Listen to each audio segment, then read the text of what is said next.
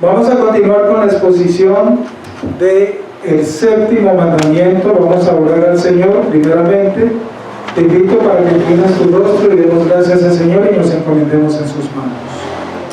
Te damos gracias, Señor, a esta hora y nos disponemos para recibir tu palabra, para escuchar tu palabra, para exponer tu palabra, Señor. Señor, queremos ser transformados, corregidos, instruidos, formados, preparados para la buena obra. Y esto es obra del Espíritu Santo en nosotros, con el poder de tu palabra, Señor. Corrígenos, Señor, las cosas que haya que corregir. Acláranos lo que nos faltaba entender. Y sobre todo, Señor, que aprendamos lo que no sabíamos. Todo lo necesitamos. Queremos ser corregidos y transformados por tu palabra. Señor, dime qué decir y cómo decirlo. Que tu Espíritu guíe, Señor, esta exposición y que Cristo sea glorificado a través de ella. Porque de Él y para Él es la gloria, es la gloria en la iglesia. En la iglesia la gloria es para el Señor Jesucristo. De Él somos y para Él vivimos y a Él servimos. Ayúdanos, Señor. En el nombre de nuestro Señor Jesucristo te damos gracias por este momento. Amén. Y amén. Éxodo 20:14. Estamos exponiendo el séptimo mandamiento. No cometerás adulterio. Hoy segundo domingo. Y muy seguramente quedará pendiente otra parte para el próximo domingo si Dios nos da la vida. Vamos a recordar que habíamos dicho hasta aquí. El domingo pasado iniciamos. Cuando hablamos en este mandamiento, no cometerás adulterio, diremos, bueno, hay muy poco que decir, porque esto lo encerramos únicamente en el acto físico de estar con otra persona aparte de la esposa o el esposo fuera del matrimonio. Y cuando eso sucede, eso es únicamente lo que llamamos adulterio. Y eso es verdad, pero hay mucho más que es lo que estamos escudriñando en toda la Biblia. Cuando este versículo, este mandamiento, lo estudiamos dentro del contexto de toda la Biblia y encontramos todo lo que nos enseña y está allí implícito en ese mandamiento. Las grandes verdades bíblicas allí implícitas. Es por eso que cuando hablamos de este mandamiento y lo estudiamos como lo estamos haciendo y lo exponemos, tenemos que hablar del matrimonio, porque ahí está afectado el matrimonio, está involucrado. Hay que hablar en alguna medida de las relaciones sexuales. Hay que hablar también acerca del divorcio, hay que hablar de la monogamia y hay que hablar de la poligamia. Todos esos conceptos están alrededor de este mandamiento. Y yo para yo poderlo entender, entonces, debo tener claro estos conceptos que están ahí girando alrededor, para tener una sana comprensión, y eso es lo que estamos haciendo. Es por eso que hace 8 días habíamos hecho una exposición acerca de la definición bíblica del matrimonio. Recordemos lo que habíamos dicho, que es conforme a la Escritura. ¿Qué es el matrimonio? La Escritura nos define el matrimonio desde el comienzo, en el Génesis, a través de todos los siglos hasta hoy, y esa definición será la misma hasta el futuro, cuando el Señor regrese. No tendrá cambio. ¿Y qué es? Recuerda esa palabra bien sencilla, es un pacto. Eso es el matrimonio. Un pacto delante de Dios entre un hombre y una mujer, que se comprometen delante de Dios a acompañarse, a hacerse fiel, a vivir juntos. Eso es lo que podemos definir de una manera sencilla el matrimonio. Y habíamos dicho también, por lo tanto, que no es un contrato que se rompe a conveniencia como hoy está por costumbre. Hoy en día es más de costumbre el divorcio, porque hoy en día muchas parejas están siendo alérgicas al matrimonio, como los pusimos. No se quieren casar, no se quieren comprometer. Eso lo habíamos dicho hace 8 días. Vivamos así libremente, y el día que surja algo no nos entendemos, nos abrimos del parche, como se usa hoy esa palabra castiza y moderna. Vos por tu lado, yo por el mío, no nos ponemos con vueltas de leyes ni nada de esas cuestiones, y partes y novedades. No quieren tener compromiso hoy en día las personas. Entonces la Biblia nos enseña que el matrimonio no es un contrato que se rompe a conveniencia en un momento cualquiera. Ya me cansé. Por lo tanto, eso significa, entre otras cosas, hemos dicho que el divorcio es el resultado de una sociedad que promueve una autoestima egocéntrica en los hombres. Y cuando hablamos de los hombres es para ambos géneros. Nos referimos a los hombres en forma de género humano. Como si el matrimonio fuera una actividad donde te cambias de ropa cada vez que quieres. Conocemos de parejas que han durado pocos días, se han ido de luna de miel y llegan en pelea dispuestos a divorciarse. Hay casos de esos, he oído y conozco de esos casos, increíble.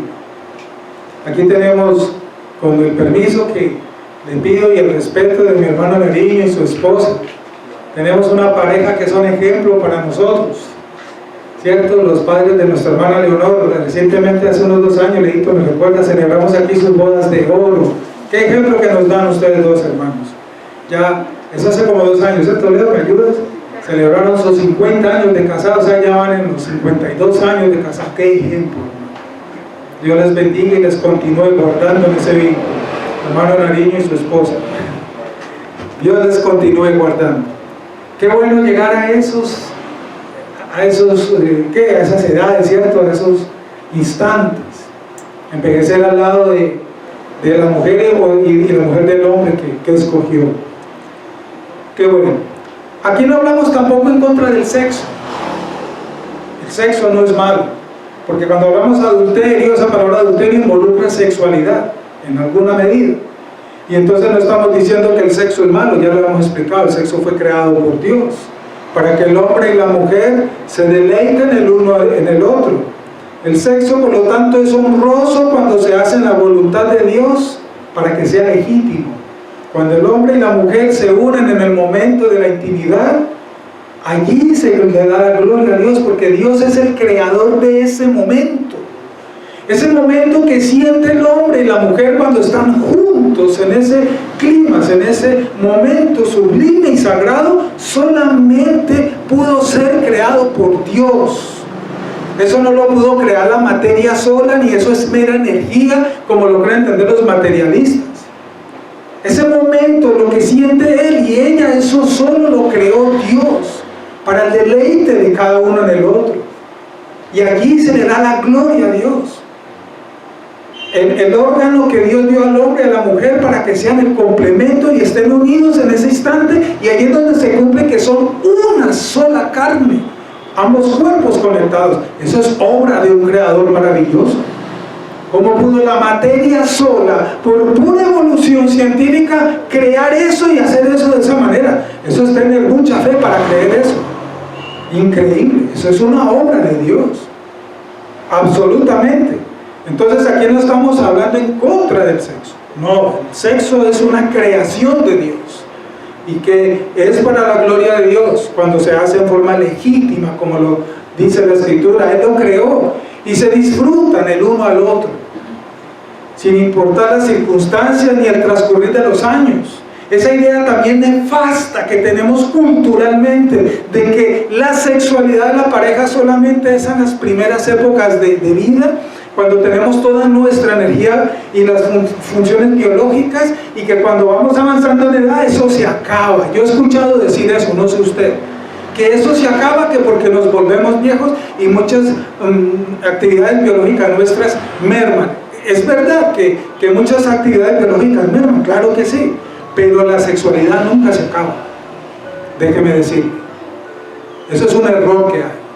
La sexualidad del hombre y la mujer en el matrimonio nunca se acaba, así lleguen juntos a los años que lleguen. Eso es una mentira que se han inventado. No crean eso, porque hay muchas formas y Dios guía para que el hombre y la mujer, sean los años que Dios les dé a estar juntos, disfruten el uno del otro sin importar la edad.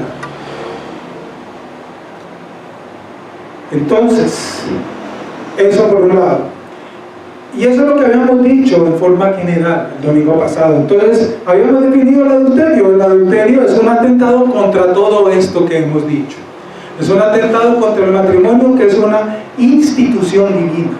Porque el creador del matrimonio es Dios, no es un pastor, ni ningún líder religioso, ni ninguna religión. El creador del matrimonio fue Dios y fue instituido por Dios. ¿Y qué es el adulterio? Es un atentado contra esta institución sagrada y divina. Todo lo que atente contra esta institución, para destruirlo, para acabarlo, podemos entenderlo como adulterio, porque es adulterar. Adulterio viene de adulterar el orden que Dios estableció, la orden que Dios dio. ¿Qué?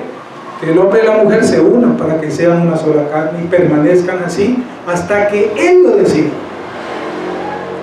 Antes de continuar un poco más en la profundidad acerca de esto, definamos dos términos que es importante aclararlos: la monogamia y la poligamia. Dos términos también bien controversiales hoy en día: la monogamia y la poligamia. Estamos diciendo que el matrimonio es un pacto entre un hombre y una mujer, no entre un hombre y dos mujeres, o entre dos mujeres y un hombre, o cualquier otra cantidad de número que le queramos adicionar a ese dúo. No. Matrimonio es un dúo, y el dúo está formado por un hombre y una mujer, así lo creó Dios, para vivir juntos como marido y mujer, hasta que sean separados, como la Escritura lo dice. Ahora más adelantico lo vamos a ver, qué es lo único que puede separar esa unión. Ahora lo vamos a ver un poquito más adelante. Ahora bien, según esta definición, la relación matrimonial puede subsistir solo entre un marido y una mujer, como le estamos diciendo. La monogamia significa uno. Mono significa uno. Monosílabo, una sola sílaba, ¿cierto? En álgebra se habla del monomio, una sola cantidad algebraica. Y poligamia, poli significa muchos, pluralidad, bastantes. Esa es la palabra poli. Politeísmo, muchos dioses. Poligamia entonces es tener muchos maridos o muchas esposas. Eso es poligamia. ¿Y por qué muchos maridos? Hay culturas donde la poligamia es permitida para la mujer. En Nepal, por ejemplo, tengo entendido que a la mujer se le permite tener 7 esposos en esa cultura. En las culturas árabes, los jeques y otras autoridades tienen muchas esposas, sus harenes que llaman. Entonces, dependiendo de la cultura, se permite y es legal la poligamia. La monogamia es lo contrario, un solo hombre y una sola mujer. La monogamia no es entre dos hombres ni entre dos mujeres como hoy se impuso. No, eso es horrendo ante los ojos de Dios. Dios no da permiso Dios no casa a 2 mujeres ni tampoco a 2 hombres. Ellos creen que Dios los casó y hoy en día legalizaron eso ante las leyes, pero lo pueden tener legalizado ante los estados, pero ante los ojos de Dios, Dios les ha dado la espalda a eso. Dios odia y detesta eso que están haciendo, lo detesta y lo odia con todas sus fuerzas, y Él nunca ha casado a esos 2 hombres ni a esas 2 mujeres que hoy día están de moda. Esos son obras de Satanás, pero eso no, allí no está Dios por ningún momento. No volvamos a creer eso ni a sospechar de lo más mínimo, así argumenten lo que quieran argumentar. Muy bien, esta unión entre el hombre y la mujer en monogamia es una sola pareja, un hombre y una mujer. Solo puede ser disuelta, de acuerdo a la Escritura, por la muerte, o por el abandono de uno de los dos, o por un motivo de adulterio. Ahorita lo vamos a ver más adelante. La muerte de una de las partes disuelve la unión. Cuando uno de los dos muere, se rompe ese vínculo, ese pacto matrimonial, y el que haya quedado vivo queda en libertad, si es la voluntad de Dios, volverse a casar, porque ya se rompió el vínculo por medio de la muerte de uno de los dos. La doctrina, por lo tanto, escrituraria, o sea, desde la Escritura del matrimonio, es opuesta totalmente a la poligamia. La poligamia no es bíblica, no es una ordenanza bíblica, no fue ordenado por Dios nunca, hermanos y hermanas, nunca. Dios condena la poligamia. Dios nunca estuvo de acuerdo. Y la monogamia ha sido una doctrina bíblica de la iglesia cristiana en todas las edades, a través de todos los siglos y en cada parte del mundo. Mientras haya una iglesia cristiana, bíblica, tiene claro que la única verdad permitida y ordenada por Dios en su palabra es la monogamia, no la poligamia. No la poligamia. Eso no es bíblico. Y eso lo vemos en la Biblia. Vamos a mirar algunos pasajes donde podemos mirar eso. El matrimonio tal como fue instituido originalmente y ordenado por Dios desde el Edén fue entre el hombre y la mujer, Adán y Eva. Dios nos llamó a Adán y le presentó a dos mujeres. Mira, Adán, hice dos mujeres para ti de tu costilla. ¿Dónde dice eso en la Biblia? O de la costilla tuya, Adán, le saqué 3 mujeres, recíbelas, aquí están todas 3. No, nos dio una mujer, porque una mujer es suficiente. No necesitamos más. Y a la mujer le presentó también un solo hombre, Adán, a su marido. Eso lo dice bien claro la Biblia. El lenguaje que Adán empleó cuando recibió a Eva y la vio, quedó deslumbrado, porque Dios es un buen arquitecto. Y lo hipnotizó, y Adán quedó hipnotizado cuando vio a Eva, seguramente. Totalmente derretido quedó ese hombre, tanto así que solo un hombre enamorado pudo decir esas palabras que dijo Adán. Si Adán no hubiera quedado en shock cuando vio a Eva, no hubiera dicho esas palabras. Esto sí es hueso de mis huesos y carne de mi carne. No dijo lo mismo Adán cuando vio a la yegua, cuando vio a la vaca, cuando vio a la gallina, porque se estuvo buscando ayuda para él en la naturaleza. Y él cuando vio una vaca no dijo, con esto creo que sí me contento. Ni una yegua. Hoy en día hay bestialismo. Eso se llama bestialismo, relación con animales. No. Adán lo dijo cuando vio a aquel ser que era semejante también a él, como él. Dijo entonces Adán, esto es hueso de mi hueso y carne de mi carne, por lo tanto dejará el hombre a su padre y a su madre y se unirá a sus mujeres. No lo dice la Biblia. Se unirá a su mujer es una sola mujer. Nunca la Biblia ha dicho y dejará el hombre y se unirá a sus mujeres. Ni para la mujer dice y se unirá a sus hombres. Porque eso sería poligamia y eso no aparece en la Biblia en ninguna parte. En ninguna parte. Y de esto también lo habló el Señor en el Evangelio. Jesús lo cita, por ejemplo, en Marcos 10. Puede leer el capítulo 10 de Marcos y ahí lo puede leer. Así, la ley del matrimonio, tal como fue instituido por Dios, exigía que la unión fuera entonces, repito y reitero, y que sea oído entre un hombre y una mujer. Uno solo. La poligamia es un hecho, hermanos. Escuchen esto que voy a aclarar algo. Es un hecho que la poligamia y el divorcio fueron en cierta medida tolerados bajo la ley mosaica. Pero aquí viene un pero en todas las eras, en todas las épocas, entre los hebreos, la norma fue la monogamia. Lo que se hizo contrario en muchos momentos, y lo vemos aquí en la Biblia, simplemente que fue pecado. Como los pecados que cometieron muchos hombres y que aquí están registrados. Porque en la Biblia hay pecados registrados, aquí hay crímenes, asesinatos, aquí hay masacres, aquí hay de todo. Aquí hay injusticias registradas. Por lo que hicieron con Cristo no fue una injusticia. Aquí hay pecado registrado, narrado, contado. Pero también está la esperanza de la salvación para el hombre. La Biblia es único.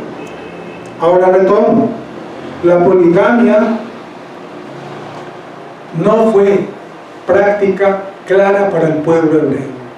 La poligamia, la excepción como entre las otras naciones civilizadas de la antigüedad, no fue, y los hebreos lo tenían claro. Eso fue práctica de las naciones paganas de aquella época. Por eso Dios les advirtió que no se unieran a ellas, a sus ritos, a sus creencias. Dios se los dijo. Le dijo a Josué, mire, cuando entre allá, Josué, acabe con todos esos pueblos, no deje nada vivo, ni bestia, ni ganado, ni hombre, ni niño, nada, ni anciano, ni anciana, acabe con todo, Josué.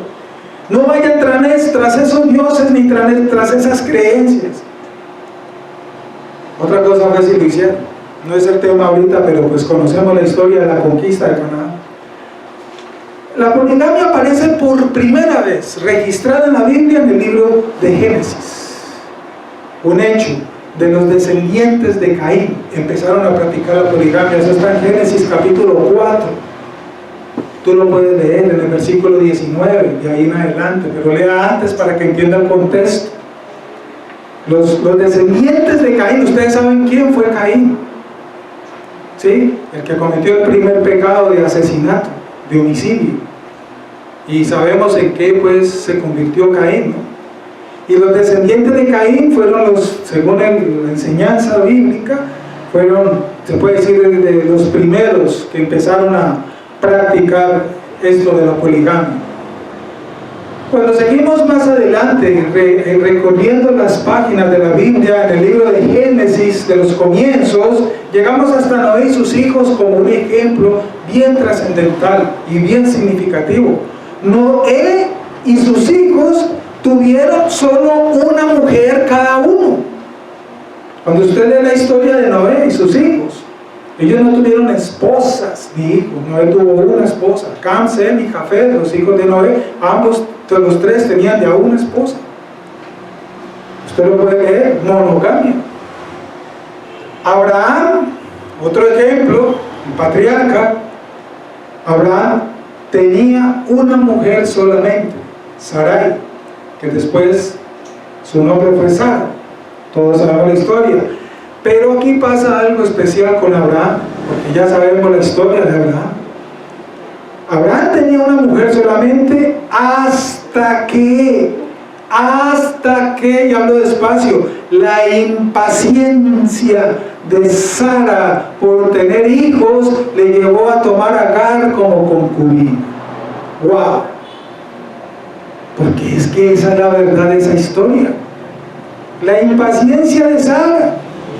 Llegó la promesa, escuchó la promesa, ya los años estaban llegando, la menopausia, ¿cómo voy a tener hijos yo a esta hora? Y nos lo prometió, y mira, ya van tantos años, vos vas derecho para el ancianato, que quién sabe para dónde, a qué hora vamos a tener hijos. Yo creo que a Dios se le olvidó. Acuéstate con mi esclava Agar. Y Abraham pues se dejó convencer, digámoslo así. Y la tuvo como concubina y pues ya sabemos la historia.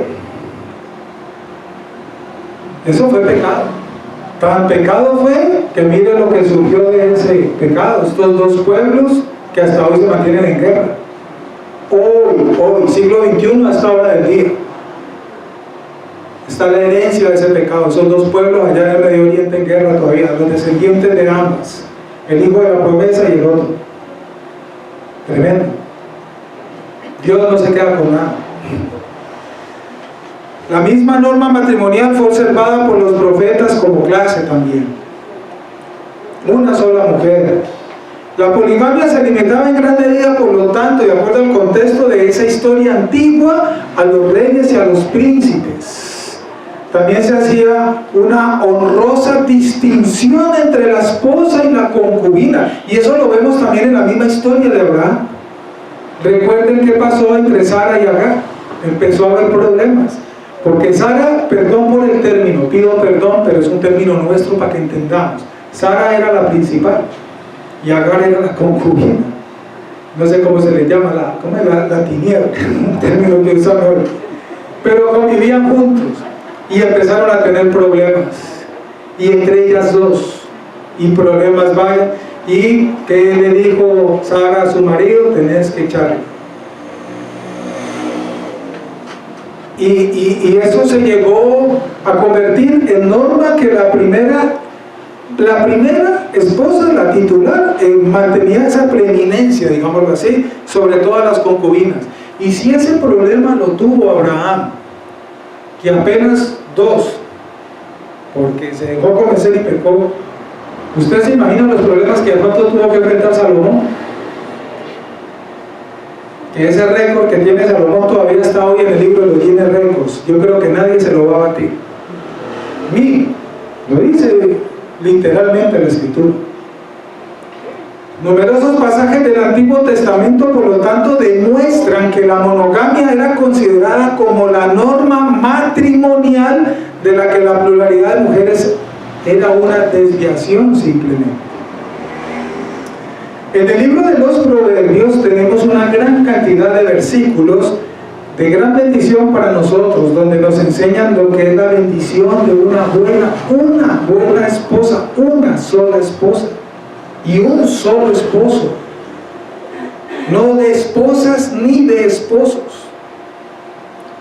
Hoy en día eso se ha depravado tanto que hay un término que se inventaron para ese intercambio entre parejas, que eso está de moda, una depravación impresionante, y se reúnen en casas y se prestan el uno al otro. Eso tiene hasta unos términos posmodernos, ustedes lo conocen. Proverbios, voy a darle algunos pasajes para que usted lea esta tarde, no lo lea ahorita. Proverbios 12:4, por ejemplo. Proverbios 19:14. El muy conocido en el Proverbios 31, que todas mis hermanas sé que se saben ese versículo porque lo han trabajado aquí muchas veces en el ministerio de damas. La mujer virtuosa, ¿cierto? La mujer sabia edifica su casa. La mujer sabia, una mujer sabia al lado de un hombre, hijo de Dios, edifica su casa. No dice ese versículo que ese hombre al lado de sus mujeres sabias edificará su casa. No dice eso por ninguna parte. Ni que muchas mujeres sabias edificarán una casa. Tampoco lo dice así la Biblia. Una mujer sabia al lado de un marido, un hombre de Dios, ayudará en su función de ayuda idónea y le ayudará a edificar esa casa.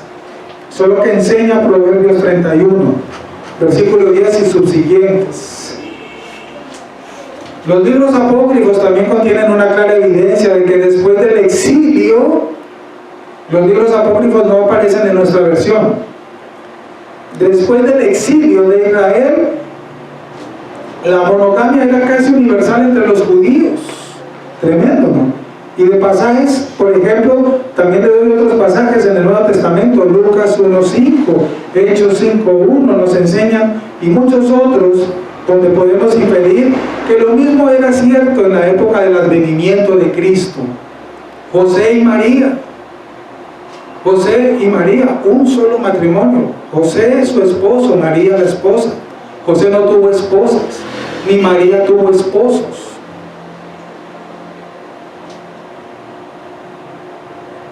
Es muy clara la Biblia.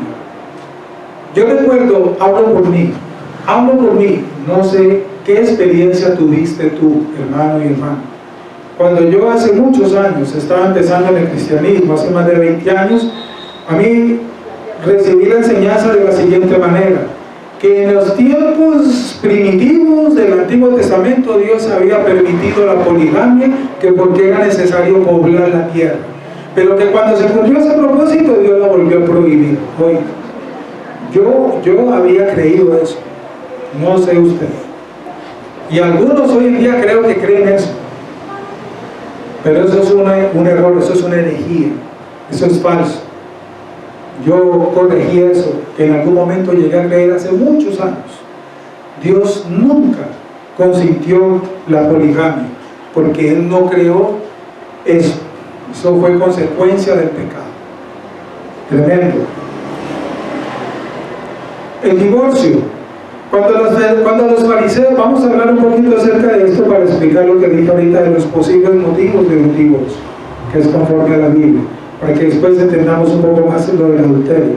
Cuando los fariseos acudieron a Jesucristo, en un momento, está narrado en los evangelios, le hicieron una pregunta. Él se reunió muchas veces con los fariseos a discutir los asuntos de la ley, ¿no? Y hubo un momento en la historia donde estaban reunidos con él y le hicieron una pregunta acerca, parafraseado, que si el hombre podía legítimamente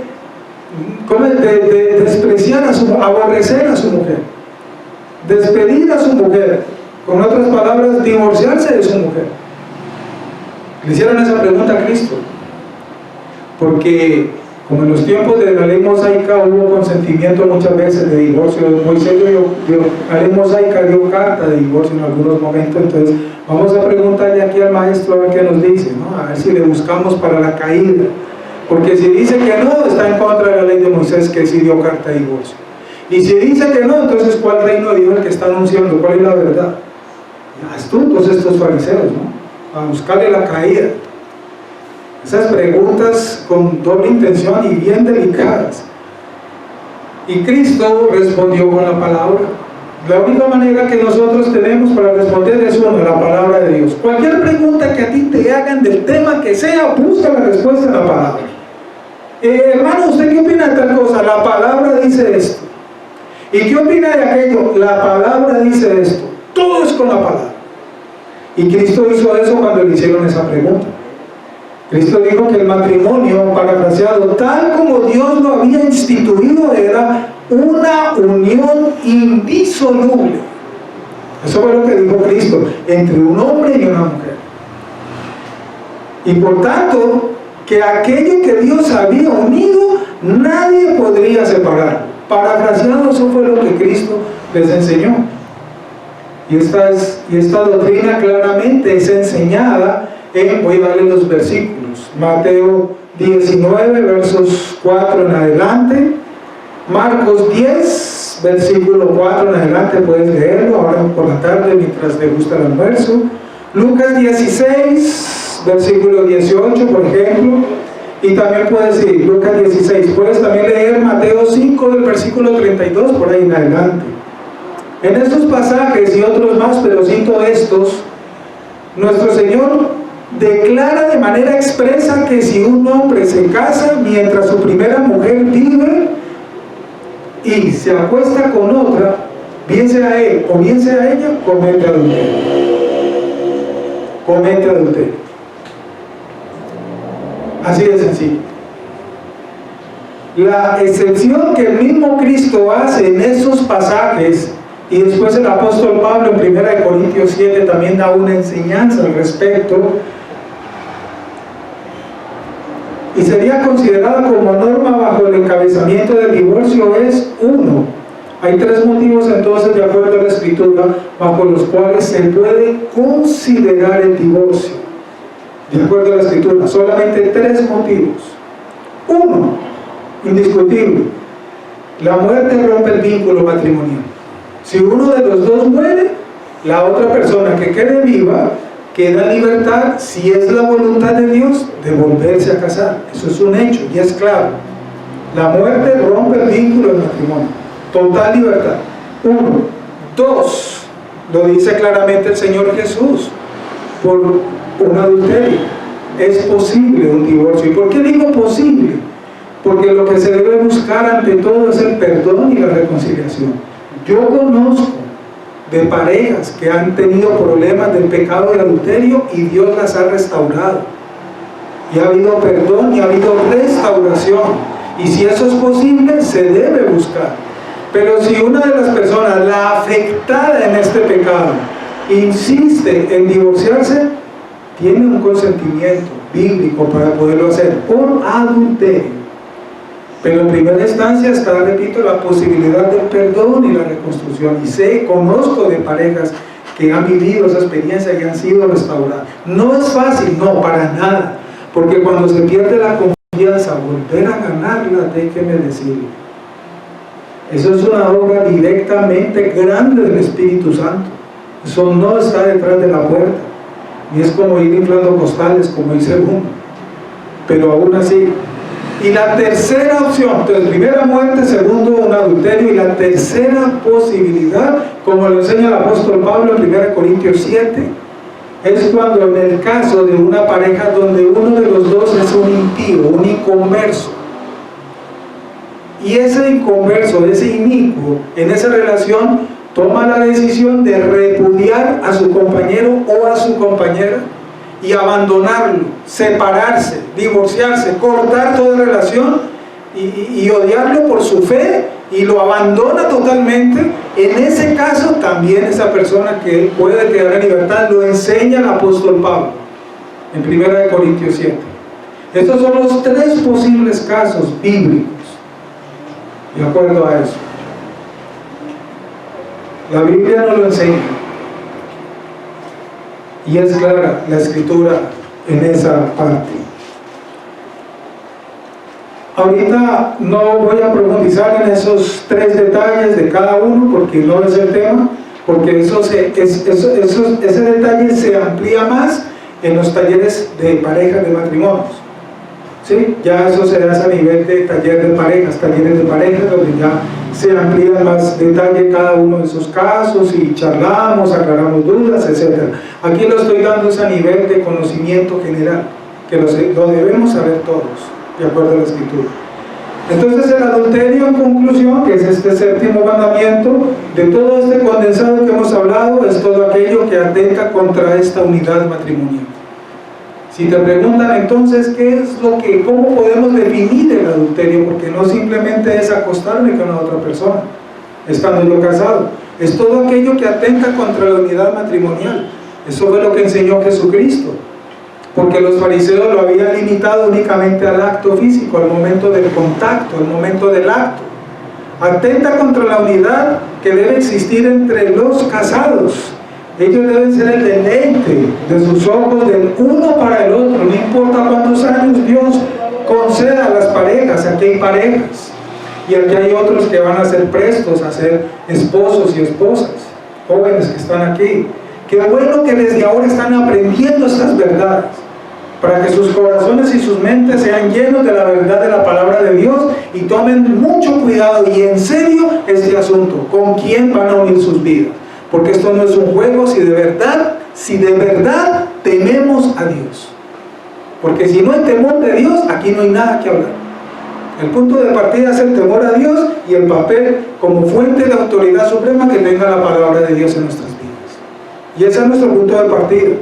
Cuando este deleite que yo debo tener por mi esposa y la esposa por el esposo se esconde detrás de otra persona, con deseos, con sueños, con fantasías, con cualquier excusa, ya hubo un adulterio. Eso fue lo que dijo Jesucristo en Mateo 5 y se los reprendió a los fariseos, a los doctores de la ley. Mateo 5 del 27 en adelante. Los fariseos lo habían limitado, repito, al acto únicamente de tomar para sí la mujer de otro, que no fuera la suya. Y aquí hasta allí dejaron el adulterio, y por eso le llevaron a esa mujer al Señor también para ponerle caída. Se fueron todos, la sorprendieron en adulterio y se la llevaron a Cristo. Y se fueron armados con piedras. Y aquí está, Señor, Maestro, dinos, fue sorprendida en adulterio y la ley de Moisés dice que hay que ser ajusticiada. Vamos a ver qué nos dice ahora sí. Aquí ya lo cogimos. Y las piedras iban a ser también contra él, por blasfemo. Y ya ver esperando todos en silencio. Y el Señor Jesús, dice la Biblia, que estaba haciendo algo en el piso. ¿Quién sabe qué dibujos o qué estaba escribiendo? Algunos teólogos, cuando he estudiado esto en profundidad de parte de algunos historiadores, dicen que tal vez Jesús estaba escribiendo algo precisamente en la arena sobre eso. Y que la respuesta que Cristo les dio, junto con lo que vieron que tal vez escribió en el piso, fue lo que pasó, lo que hizo que pasara. Dicen eso. Qué interesante, puede que sí. Pero miren lo que el Señor dijo, conocemos el pasaje. Muy bien. Esta mujer, efectivamente, ustedes dicen que la sorprendieron en el acto del pecado. Ahorita yo les digo, ¿no? Que ustedes estén libres de este pecado, empiece a tirarle piedras a esta mujer. Porque eso fue lo que dijo el Señor en otras palabras. Y ya sabemos el resultado. Todos se fueron. Ninguno le pudo tirar una piedra a esa mujer. ¿Por qué? Porque todos habían cometido ese pecado de adulterio en algún momento. Porque es que Cristo lo llevó a un grado más delicado, más sublime, no hay palabras para describir dónde lo llevó Dios. Porque si usted en su corazón, en su mente, ya se creó una película con esa mujer o con ese hombre que vio, ya pecaste contra ese mandamiento, sin haberle tocado un pelo a esa mujer o a ese hombre. ¿Y quién no está libre de un pensamiento? Levante la mano. Entonces, aquí retomo también el sexto mandamiento. Cuando comenzando la exposición del sexto mandamiento dijimos, ¿quién de nosotros cree que en algún momento ha cometido el pecado de homicidio? Y nos quedamos callados. Igual aquí con este mandamiento, es que Cristo nos la puso bien dura, digámoslo así. ¿Quién de nosotros en algún momento no ha faltado contra este mandamiento en alguna medida? Mejor esconda su mano y no la levante. Igual que el pecado de homicidio. Por eso es que la gracia de Dios es mayor que nuestra maldad, porque si la gracia de Dios no se sobreabundara y fuera más poderosa que nuestro pecado, no tendríamos ninguna esperanza. Ninguna es ninguna. Y Cristo, cuando se fueron esos hombres que la iban a justiciar, habló con esa mujer. Y Cristo no le negó que ella había pecado. Cristo no le dijo, no mujer, tú fuiste inocente y te estaban inculpando, pobrecita tú. Cristo no le dijo esas cosas. Es un hecho que había pecado y que esa mujer había pecado, y no solamente esa mujer, todos allí eran pecadores. Por eso la dejaron sola y no la pudieron ajusticiar. Y Cristo le dijo, vete mujer, yo tampoco te condeno. Yo tampoco te condeno. Vete y no peques más. Eso fue lo que le dice una versión así, de esa manera. Pero aquí hay una gran enseñanza del Señor Jesús. Porque aquí el Señor Jesús nos recuerda, nos reta, nos invita, como le quieran llamar, a que nosotros somos responsables de nuestra lucha con nuestro pecado. Porque Cristo le dice a esa mujer, vete, lo que hiciste fue malo, parafraseado en otras palabras, y no peques más. Le dejó una tarea, le dejó una responsabilidad, y ella, esa mujer, era responsable de no volverlo a hacer. Porque quien tiene que dejar de pecar es usted, mi hermano, y yo, todos. No es el Señor por nosotros. Quien tiene que dejar de mentir es usted. Quien tiene que dejar de robar es usted. Estoy dando ejemplos. Quien tiene que dejar de fornicar es usted. Quien tiene que dejar de levantar chisme y murmuración es usted. Quien tiene que dejar de adulterar es usted. Y así con todos los pecados, hermano. Somos responsables.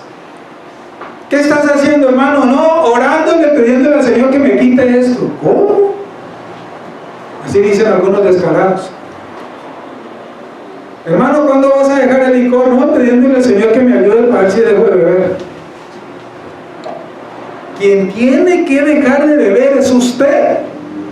Porque usted es el que coge con su mano la botella y se la manda a la boca y se toma el licor, y por tomárselo se emborrachó. Y usted es el que tiene que dejar de hacer eso.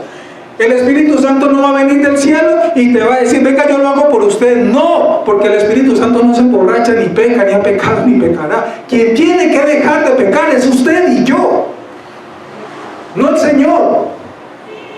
Él te da las fuerzas y te empodera, porque en tus fuerzas no puedes. Por eso te da tu palabra, te da el Espíritu Santo, te da la oración y te da la iglesia, donde tus hermanos te animan, te corrigen, te exhortan, te ayudan, te confrontan. Y la oración, la palabra y el Espíritu Santo, todo es unido, te empoderan para que te levantes con autoridad y digas, no vuelvo a beber, no vuelvo a mentir, no vuelvo a robar, no vuelvo a pecar. Soy yo. No son tus hermanos por vos, ni el Señor va a venir a hacerlo por ti. Eres tú y yo que tenemos que dejar de hacer. Y por esa mediocridad es que muchos cristianos hoy dan mal testimonio.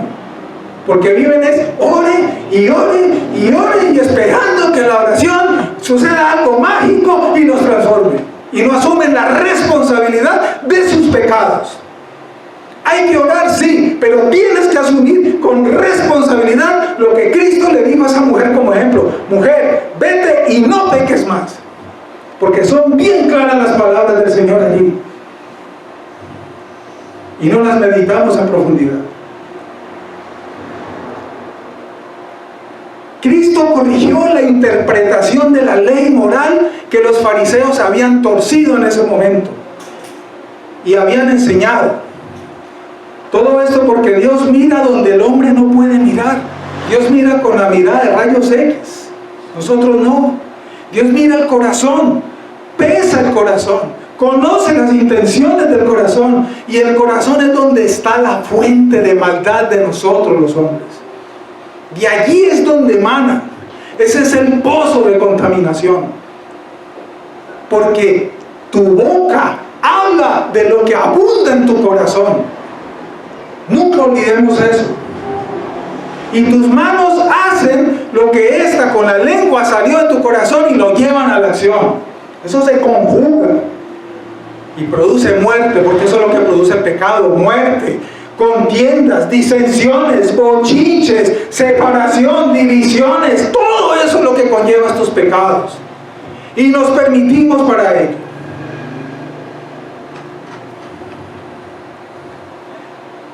Cristo dijo, retomando aquí: si la deseaste en tu corazón, ya adulteraste aunque no le hayas tocado un pelo. Si pensaste algo contra tu hermano, eres homicida de tu hermano.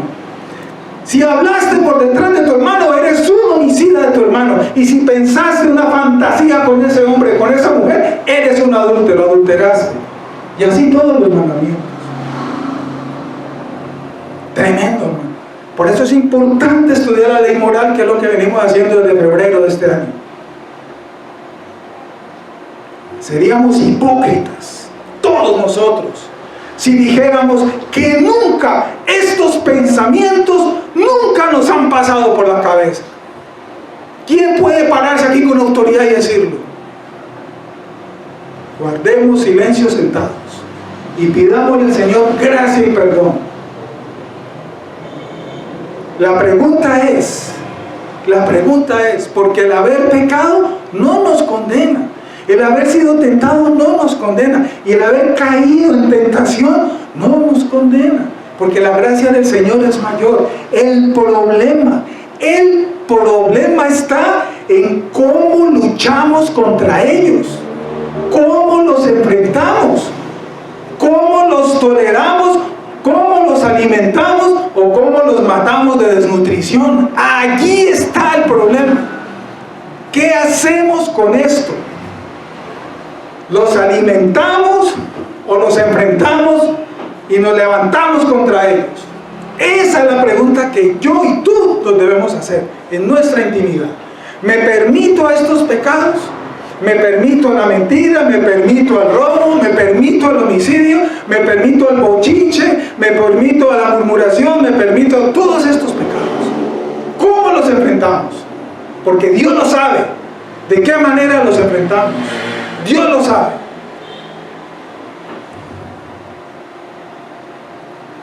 ¿Cómo estamos de tiempo? Ya, 1 minuto, 2 minutos. Ya, hoy no terminé. Si Dios nos da la vida, termino de aquí 8 días, porque falta mucho por decir de este mandamiento. Falta mucho. O sea que creo que fueron 3 domingos. Termino con estos comentarios. Cuando tú, los que somos casados aquí, hermanos, que aquí habemos varios casados, cuando tú y yo nos casamos, el primero que firmó esa partida matrimonial, dice Hodge, en su teología sistemática, ni siquiera fuiste tú, ni yo, ni el pastor, fue Dios, porque Él estuvo allí presente.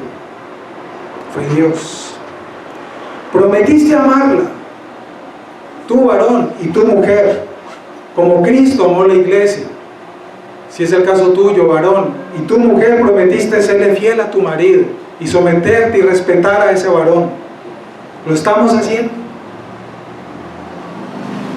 Toda esa fidelidad incluye también los pensamientos, las intenciones, no solamente los hechos. Prometimos casarnos no solo en cuerpo, sino también en espíritu. Quiero terminar con 2 frases. Están en la teología sistemática de Hodge al respecto. Si dejamos, dice Hodge en su comentario a este mandamiento, si dejamos que nuestra mente juegue, hermano, escucha bien porque quiero que te lleves esto. Si dejamos que nuestra mente juegue con pensamientos de este tipo y que nos lleven a intenciones de separación y destrucción y divorcio, como le queramos llamar, de divorcio y de adulterio, escuchen esto que es tremendo esta frase. Escucha, atento. Dios hará probar lo que se siente estando separado de Él y en algunos casos por toda la eternidad. ¡Wow! ¿Escuchaste bien? O te lo repito. Si dejamos que nuestra mente, nuestra carne, nuestra mundanalidad, nuestra naturaleza caída que aún tenemos en nuestra lucha, porque somos pecadores arrepentidos. ¿Qué es el cristiano? Alguien que lucha y guerrea con su pecado. Eso es ser un cristiano. Y si dejamos que nuestro pensamiento de separación, de maldad, etc., tome fuerza, crezca como esa bola de nieve, Dios hará probar lo que se siente estando separado de Él, y en algunos casos por toda la eternidad. ¿Y usted sabe qué es estar separado de Dios por toda la eternidad? ¿Dónde comenzamos a divorciarnos? Según esta enseñanza que hemos expuesto hasta aquí, en la mente y en el corazón. Allí comienza el adulterio y el divorcio. Cuando comenzamos a ver al otro, a soñar, a maquinar, el adulterio comienza en la mente, en los deseos, en el pensamiento, en las intenciones. Y dice el pastor Sugel en una prédica que lo escuché al respecto, y está la otra máxima, y con esta quedamos callados, con esta que les voy a decir para que se la graben. Esta sí nos deja en silencio, estoy seguro. Cuando esto sucede, cuando hemos pecado contra nuestro cónyuge, o hemos asesinado a nuestro hermano con murmuración y chisme, o hemos adulterado en pensamiento, en obra, etc., has apuñaleado a tu cónyuge o a tu hermano y su sangre ha salpicado tu vestido. Wow. ¿Se la grabó? Hemos apuñaleado a nuestro cónyuge si fue adulterio o maltrato como esposo, o asesinado si fue lo otro, el mandamiento pasado, y esa sangre de ese puñal que le has enterrado a tu esposa o a tu hermano ha salpicado tu vestido. Y si no nos arrepentimos de estos pecados, no nos espera nada nuevo ni nada bueno en la eternidad. Aquí es donde está la clave de este tema y de este asunto, como decimos. ¿Pecamos? Sí. ¿Pero qué tenemos que hacer? Agachar la cabeza, doblar rodilla, reconocer el pecado y pedir perdón. A quien ofendí, contra quien pequé, y obviamente delante del Señor. Pero no es suficiente. No, yo ya le pedí perdón a Dios. Ah, qué bonito. ¿Y Dios te perdonó? Sí, sí, porque la Biblia me dice que si yo me arrepiento y le pido perdón, Él es bien y justo para perdonar mis pecados. Uy, cómo eres de bíblico, ¿no? Pero dime una cosa, ¿ya fuiste delante de tu hermano o de tu cónyuge y le pediste perdón? Ah, es que no me acordaba. Porque es que es muy fácil hablar en silencio con Dios y cómo sale todo en silencio en un lugar donde nadie me ve. Pero ¿qué tal es ir a hablar con mi hermano o con mi cónyuge y confesarle mi pecado y pedirle perdón? Eso es otro asunto. Y eso es lo que tengo que hacer. Y eso es lo que tenés que hacer. Y tenemos que hacer. Nos quedamos en lo primero porque es más fácil. ¿Cómo nos engañamos muchas veces, no? ¿Cómo nos engañamos? Vamos a orar y vamos a pedirle al Señor que si es su voluntad nos conceda vida y salud para terminar el próximo domingo. Y que esta palabra nos redarguya y nos instruya todos estos días. Y nos convence para que nos lleve a practicar realmente ese arrepentimiento y pedir perdón por nuestros pecados. Oremos y conforme el Señor te ha hablado, te ha enseñado, te ha corregido, oremos al Señor. Padre, te damos gracias a esta hora por tu palabra. Cuán poderosa es tu palabra, Señor, que penetra hasta los tuétanos y redarguye y transforma. Señor, muchas veces hemos sido pecadores en distintas formas como tú nos lo has hablado en esta mañana. Tú conoces nuestros corazones, nuestra intimidad, ante ti no la podemos esconder, Señor. Hemos sido adúlteros muchas veces, hemos sido, Señor, fornicarios muchas veces, y hemos sido homicidas, hoy recordando el sexto mandamiento muchas veces, Señor. Confesamos nuestro pecado, Padre, y te pedimos perdón, Señor, y que podamos perdonar también, y podamos pedir perdón a nuestro hermano, Señor, si lo hemos hecho contra él. Ayúdanos, Señor, que tu gracia sobreabunde en medio de nuestra maldad, pero danos esa capacidad para obedecer de esa misma forma que Cristo le dijo a esa mujer, de no pecar más, Señor, y levantarnos contra estos pecados, y luchar contra ellos, y enfrentarlos, y derrotarlos con el poder de la oración, del Espíritu y de la palabra, y con la ayuda de mis hermanos que me aconsejan y me guían, Señor, y me exhortan. Esos medios de gracia que tú nos has dado, Señor. Te lo pedimos, Padre. Ayúdanos, Señor. Gracias por tu palabra, bendito mi Dios. Gracias por tu palabra. La recibimos y te pedimos que la guardemos, Señor.